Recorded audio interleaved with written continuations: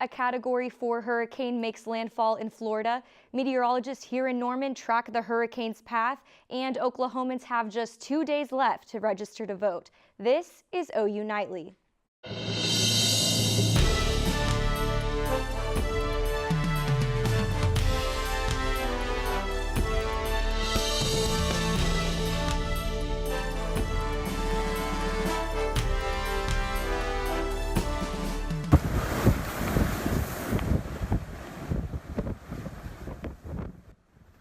We join you with a look from Destin Harbor as Hurricane Michael has made landfall. Thanks for joining us for OU Nightly. I'm Kyle Payne. And I'm Shereen Hashem. We begin our Hurricane Michael coverage with OU Nightly's meteorologist Marisa Nuzzo. She joins us now with the devastating rain and winds crashing through Florida's panhandle. Thanks, guys. Yeah, here is the latest on Hurricane Michael. Recently, it was just downgraded to a Category 3, but it does still have maximum sustained winds at 125 miles per hour. These are still very damaging, and it is continuing to cause damage as it moves through. And it's moving through very quickly at 16 miles per hour, moving to the north-northeast.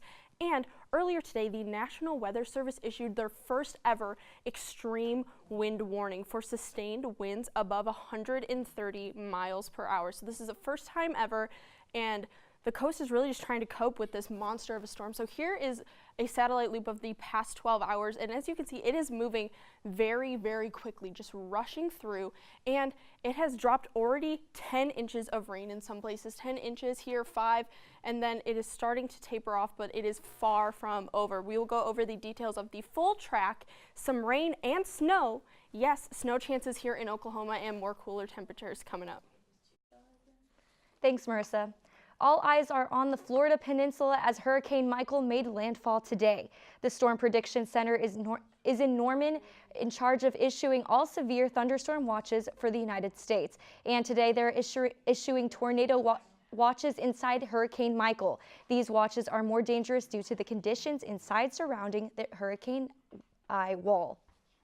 I think one of the things that's important about tornadoes with landfalling hurricanes is the speed with which they develop and the speed that they can move. So those visual cues that you look for that suggest that danger is approaching often don't occur until it's too late. The Storm Prediction Center will watch the tornado threat with Hurricane Michael until it passes. Hurricane Michael made landfall today in the Florida Panhandle after quickly strengthening to an almost Category 5 storm.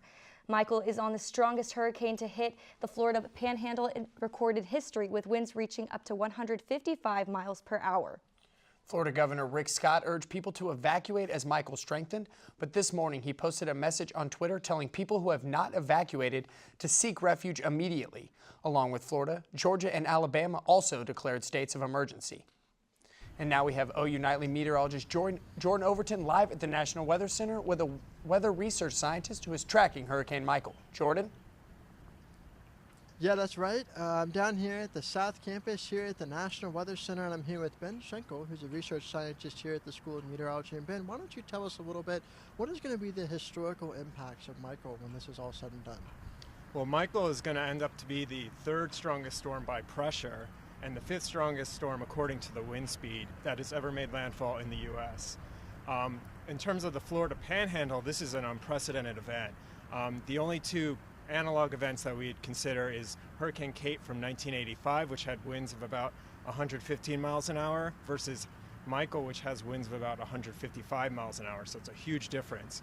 And there was also a storm in 1851 that had winds of about 120 miles an hour. So this is really unprecedented. There's nothing like this that has hit the Florida Panhandle. And what would you say are the biggest factors that contributed to this storm becoming as strong as it did? Well, I don't think we'll truly know until we do a postseason analysis, but I think we can say that it's the sea surface temperatures. They were much warmer than normal, and the warm water in the ocean extended to a much greater depth than what you typically expect for that time of year. So I think that was one factor. Also, the atmosphere was moister than normal, and just the atmospheric conditions in general were just more favorable for a hurricane to exist and to be that strong. It's really a perfect storm of conditions. That's right. And I know that a lot of people, when they think about hurricanes, they like to think of Katrina. That's what that's on everyone's mind. What would you say is the difference between Hurricane Katrina and Hurricane Michael? Well, Katrina hit a heavily populated area, so I don't know if the scale of the disaster will be that strong, but I think we'll remember this for a long time to come because the impacts that it will have on what population is there will be really devastating. Okay, all right, thanks for joining us on the show, Ben. And again, Hurricane Michael continues to impact the Florida Panhandle. That's it down here at the Weather Center. Now back to you guys. Thank you, Jordan. After a deadly limo crash in New York, NYPD arrested the company owner's son. Ashley Eddy has more on why he was taken into custody. Ashley? After the upstate New York limousine weekend crash that killed 20, authorities have now charged the company owner's son, Nauman Hussain, with criminally negligent homicide. Shahad Hussain, the company's owner, was in Pakistan when the crash occurred and left the day-to-day operations of the company to his son. State officials said that the limo shouldn't have been in service and that the driver did not have a proper license to operate the vehicle. Nauman Hussain's attorney said that Hussain is not guilty and accused authorities of jumping the gun. And a little over a week ago, a prominent Saudi journalist, Jamal Khashoggi, went missing after walking into a consulting office in Istanbul to get paperwork to marry his fiancée. Officials and journalists are scrambling to piece together the answers. President Donald Trump said that the journalist's fiancée has reached out to him. It's a very sad situation. It's a very bad situation, and we want to get to the bottom of it. A couple was arrested in Mexico while pushing a baby stroller full of human body parts. It is believed they could have killed up to 20 women. Police arrested the pair identified as Juan Carlos and Patricia N. They discovered them during an investigation over the disappearance of 3 women and a 2-month-old baby. Carlos first told police he and his wife had killed 10 people and that his wife had also killed 10 more. Police found 8 plastic buckets of dismembered body parts in the couple's house. Hundreds of people took to the streets to protest. And Kyle and Shereen, the stock market suffered the worst loss in 8 months today. Back to you in the studio. Thanks, Ashley. We'll have the final numbers from Wall Street in just a moment. Also, how Sam Noble Natural History Museum is making October a little less spooky for local teachers. The museum isn't waiting until May to show its appreciation. Plus, a live look on Hurricane Michael's path. Hurricane coverage continues when we come back.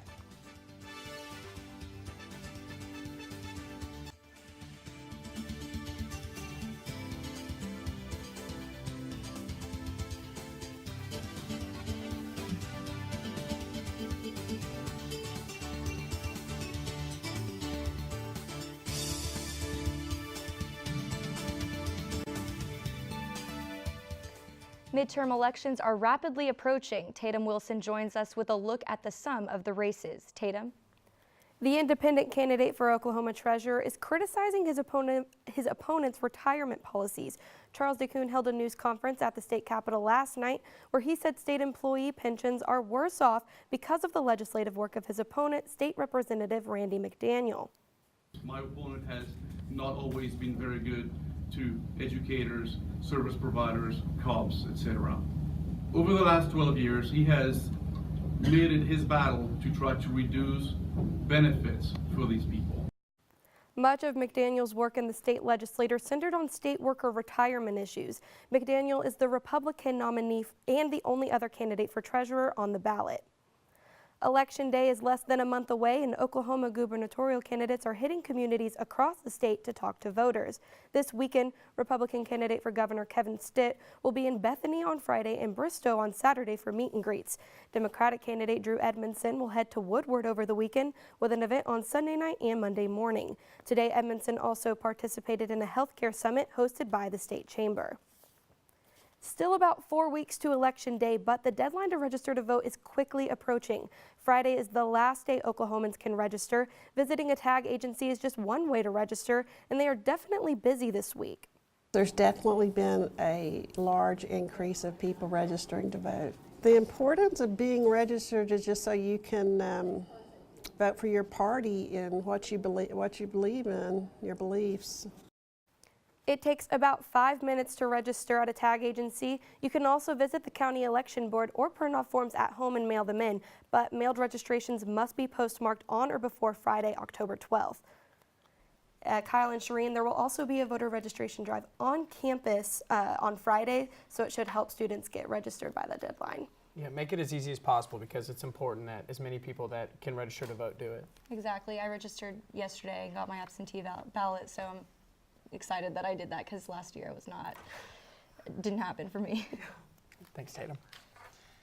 When people think of October, they usually think Halloween, but the Sam Noble Museum of Natural History uses the month to appreciate teachers. National Teacher Appreciation Month is in May, but the museum celebrates during October. Oklahoma teachers, who usually pay $8 to get in, pay no admission fee. Kind of a way for us to give back to teachers in the community. It's for pre-K through 12 teachers who live in the area, and it offers them a chance to visit the museum free of charge and see about some of the programming and activities that we have available as well for them. Until the 31st, teachers can preview Sam Noble's various educational programs and learning opportunities for their students for free. Students also get in free the first Monday of every month. An Arkansas man suspected of shooting his parents to death has been arrested in Oklahoma. Oklahoma Highway Patrol says Dustin Jordan was taken into custody late Tuesday in Edmond. The 23-year-old was booked into the Oklahoma County Jail at about 3 a.m. this morning. Jordan has been on the run since Monday, but when the bodies of his parents were found inside their home near the Arkansas border. Here's a live look at Hurricane Michael from Dothan, Alabama. Marisa Nuzzo joins us next with the latest on this monster storm. Yeah, that's right, guys. I will have exactly where Hurricane Michael's track is heading, all the details coming up.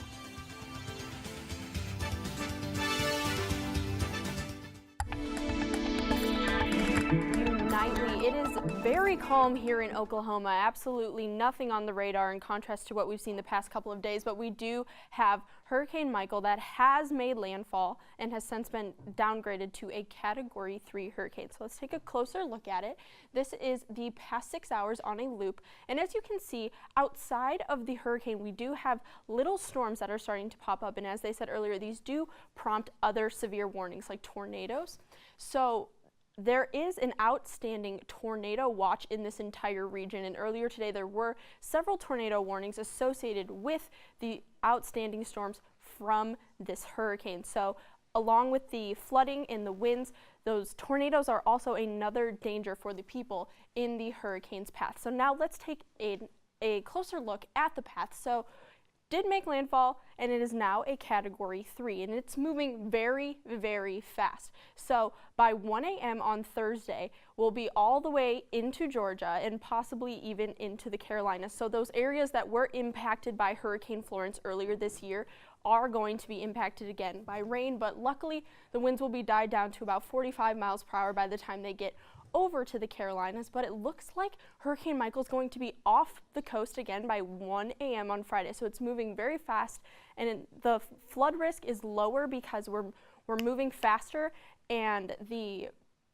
rain will not sit in one place like it did for Hurricane Florence, where there were like 30-40 inches of rain. This is a different kind of a beast. So in the next 24 hours, we'll have another 7 inches of rain here on the coast. But here in Oklahoma, we have cooled off a little bit in the past 24 hours due to that cold front, and those lows tonight, those north wind from the cold front are going to persist, keeping us below normal, 45 for your low here in Norman. And tomorrow, we're not warming up very much at all, 61 by 5 p.m. tomorrow, but we do have that sunshine to warm you up just a little bit. So the highs tomorrow, 61 degrees here in Norman. Those winds are finally going to start shifting back to be out of the south, warming us up a little bit, but our high is 61, but our normal is 76. So we are far below normal, but just due to the cold front that we had yesterday. So we do have some weekend rain chances. Friday, a little bit of scattered showers are possible throughout the state, but Saturday is really when the entire state is expected to get some rain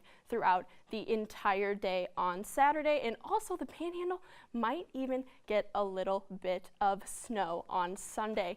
So let's take a look at our 7-day. We're cooling down, sunny skies for Thursday, and then that rain comes in on Friday. We do have those rain chances all day Saturday, and then Sunday, we do have a little bit of scattered showers throughout the state and even a tiny possibility for snow out in the Panhandle. So that's all from me here at the Weather Center. Back to you guys.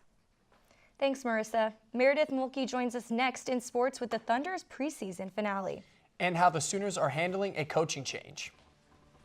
Yeah, guys, the defense is the name of the game for the Sooners as they practice under new defensive coordinator Ruffin McNeil and get some extra work in with their time off. And the Oklahoma City Thunder ended preseason with a bang, pulling off an overtime win against the Bucks. Sports is straight ahead.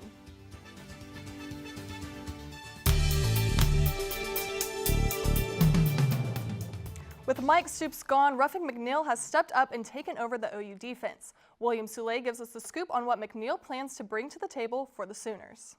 For the first time since 1998, a Stoops is not a football coach at the University of Oklahoma. And while Sooners fans grew accustomed to Mike Stoops' antics on the sidelines, they will get a much-needed personality change out of Ruffin McNeil. He's a real calm, cool, collected type guy. So, I mean, he's seen so much, and, you know, I'm able to learn so much from him. So, you know, I just look at him, and I'm like a sponge. I just try to soak everything up. I always will be myself. A lot of you have interviewed me before. I will never change. And the first things I want to make sure is that get the kids on the same page, all the boys on the same page, the staff first, and the boys. And, you know, with me, it's really about when they watch us, personally, what I would like to see. And it's great effort, playing with great fundamentals, being very disciplined, making plays and finishing plays and knowing the game. And although a change in personality doesn't necessarily mean a change in results for the Sooners defense, they have a week off to figure it out before a big matchup against TCU in Fort Worth next weekend. William Soule, OU Nightly. Head men's basketball coach Lon Kruger was selected by the John R. Wooden Award to receive its Legends of Coaching Award. The honor recognizes college coaches' accomplishments both on and off the court. In his 33 seasons, Kruger has led 5 different Division I teams to the NCAA tournament and has been a major contributor for Coaches vs. Cancer. The award will be presented to Coach Kruger in 2019.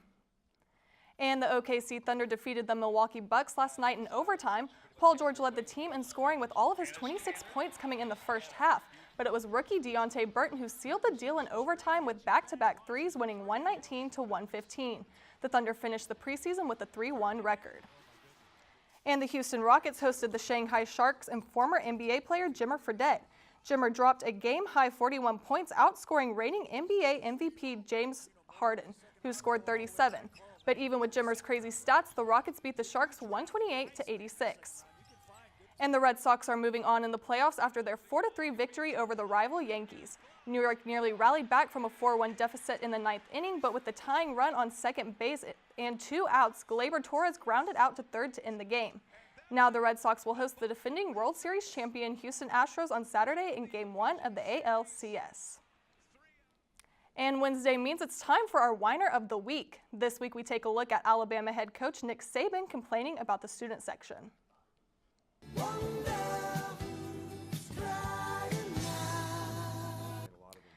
Saban was disappointed with the Alabama students for not sticking around for the entire game against Louisiana Lafayette. The section was about half full as the Crimson Tide rolled past the Raging Cajuns, taking a 49-0 lead into the half.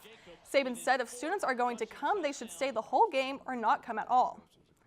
And guys, maybe Nick Saban should offer his fans some wine so they'll stay the whole time. Or maybe he should schedule someone better than Louisiana Lafayette in week 5 this season. Thanks, Meredith. Next up, we have some AMA coverage where 2 records were broken. One for Taylor Swift and another for the lack of viewers. Stay with us.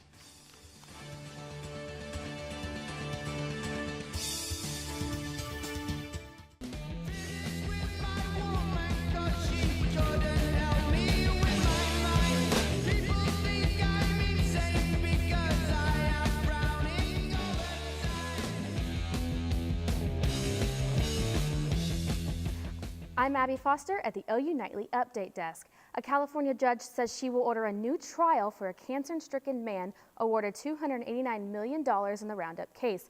Chemical giant Monsanto was ordered to pay Dwayne Johnson the money after the jury found Johnson's non-Hodgkin's lymphoma was at least partly due to the chemicals in the weed killer. Johnson worked as a groundskeeper for a school and used Roundup regularly. Back to you in studio. Thanks, Abby. Taylor Swift took home the Artist of the Year award last night at the American Music Awards in Los Angeles. With the win, Swift passes Aretha Franklin as the artist with the most AMA awards, and she now has 22. While Swift stole the show, a record low number of people saw. Just 6.5 million watched the ABC broadcast. NBC's This Is Us and The Voice both racked up more than 2 million more viewers than tuned in for the American Music Awards. Wow, I can't believe that Taylor Swift is like winning more awards than Aretha Franklin. I don't know. Maybe because she just like died and she's so like prevalent, but anyway, so. One more look at the 7-day. Here, one more quick look at the 7-day. It is going to rain this weekend, so luckily we don't have a football game here this weekend, and those fall temperatures are sticking around in the 50s for next week. Thanks, Marissa. Thanks for watching OU Nightly, brought to you by Gaylord College at the University of Oklahoma. We'll see you back here tomorrow night live at 4:30. Have a great evening. Good night.